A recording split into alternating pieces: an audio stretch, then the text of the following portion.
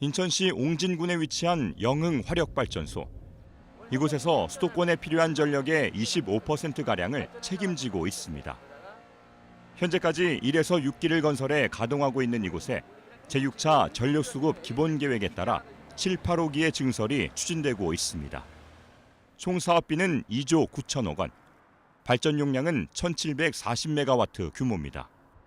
계획대로라면 이미 착공에 들어가 오는 2018년과 19년에 차례대로 준공돼야 하지만 아직 첫 삽조차도 뜨지 못하고 있습니다. 여기에 사용될 연료가 걸림돌이 되고 있기 때문입니다. 영흥 화력발전소를 포함해 정부가 오는 2021년까지 추가로 건설할 석탄 화력발전소는 총 24기. 이 가운데 영흥 화력발전소는 수도권에 위치해 있기 때문에 청정연료의 사용이 의무화된 곳입니다. 하지만 산업부와 영흥화력의 운영사인 한국남동발전이 경제성을 앞세워 기존의 1에서 6호기처럼 석탄 사용을 고집하면서 사업 추진이 난항을 겪게 된 겁니다. 발전소에서 사용하는 연료에 대한 승인권을 갖고 있는 환경부는 석탄 연료의 사용은 절대 허용할 수 없다며 청정연료인 LNG를 사용하라는 입장입니다. 영국에서는 석탄 화력발전소의 비중을 30%까지 감축하고 있고 심지어 중국에서도 대도시의 석탄 화력발전소에 대한 폐쇄 절차에 들어가는 등 환경을 고려한 석탄 사용의 감축이 국제적인 추세라는 것이 환경부의 주장입니다. 수도권 지자체에서도 대기질 악화를 우려해 한 목소리로 반대 의견을 내놓고 있습니다. 수도권 대기질 영향을 고려하면 발전소 증설을 하지 않는 것이 최선입니다.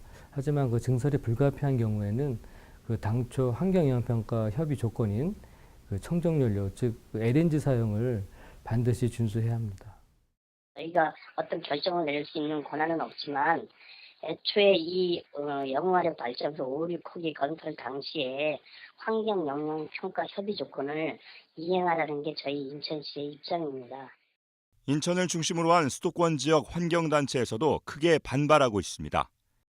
지금 인천 전체에 나오는 온실가스의 거의 한 절반가량을 영흥화력 혼자 배출을 하고 있습니다. 이게 5, 6호기 가동하기 전이거든요.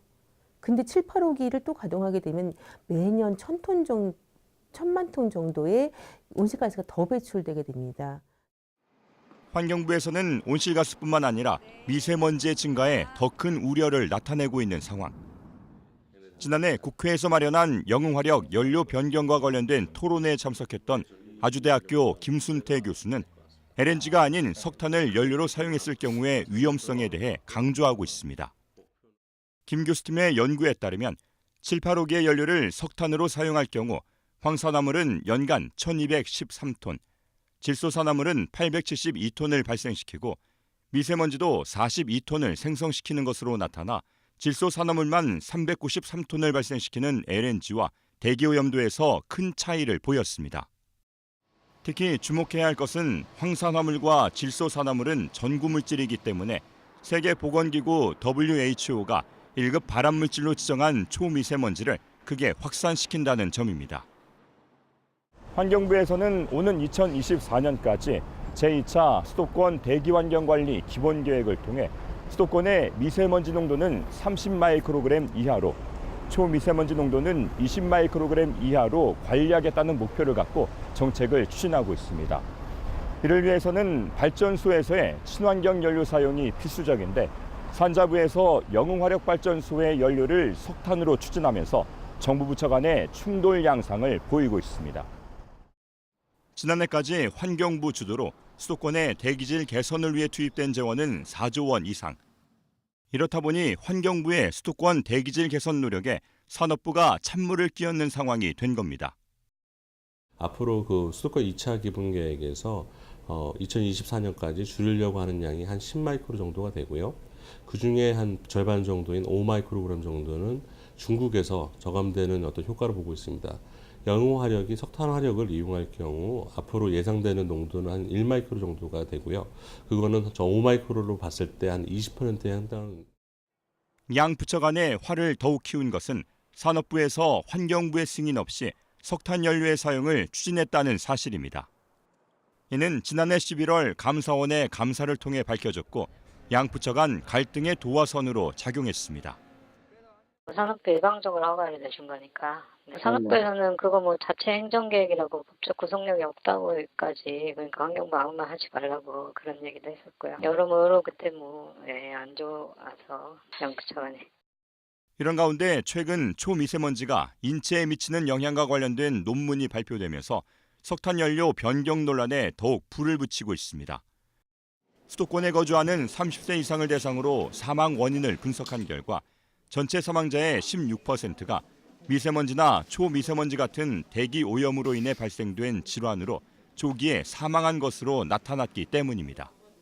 초미세먼지 속에서는 독성이 강한 중금속이라든가 발암성 물질들이 많이 포함되어 있어서 이것이 폐 속 깊숙이 침투됐을 때는 폐 손상을 가져다 주고 협심증과 심근경색증을 유발하기 때문에 이 같은 논란에도 불구하고 산업부와 영흥화력에서는 석탄을 연료로 사용할 경우 연간 1조 원의 생산 비용을 절감시킬 수 있고 이는 곧 전기요금 2%의 인하 효과를 가져온다며 석탄 사용의 당위성을 설명하고 있습니다. 또 환경 설비의 개선으로 기존보다 오염물질의 대기 배출량을 줄일 수 있고 수도권 전력 공급의 안정화를 위해서라도 조속한 건설이 필요하다는 입장입니다. 연료 변경 논란은 지역 갈등도 초래하고 있습니다. 죽어가는 지역 경제를 일단은 먼저 살려야 한다는 논리와 주민 건강이 우선이라는 논리가 부딪히고 있는 겁니다. 대다수의 영도 주민들이 이렇게 분노하고 있어요. 더 큰 문제는 식당이나 숙박업을 하고 있는 사람들, 식당들이 있잖아요. 전부 다 문 닫을 지경이라니까. 영도 같은 경우에는 당진화력발전소 가까이 또 있어요. 그럼 거기서 날아오는 것도 다 나오죠. 그다음에 중국발 황사, 미세먼지, 또 그다음에 영화에서 나오는 거. 여기는 아예 감각지대예요. 제6차 전력수급 기본계획에 반영된 영흥화력 7, 8호기 증설 사업. 여기에 사용될 연료를 넣고 환경과 경제, 원칙과 예외 사이에서 정부 부처 간 갈등하는 사이 영흥도 주민들의 갈등의 골도 더욱 깊어지고 있습니다. 한편 산업부와 영흥화력의 운영사인 한국남동발전은 수차례에 걸친 TBS의 전화와 이메일을 통한 접촉에도 끝내 아무런 답변도 전해오지 않았습니다. TBS 이동규입니다.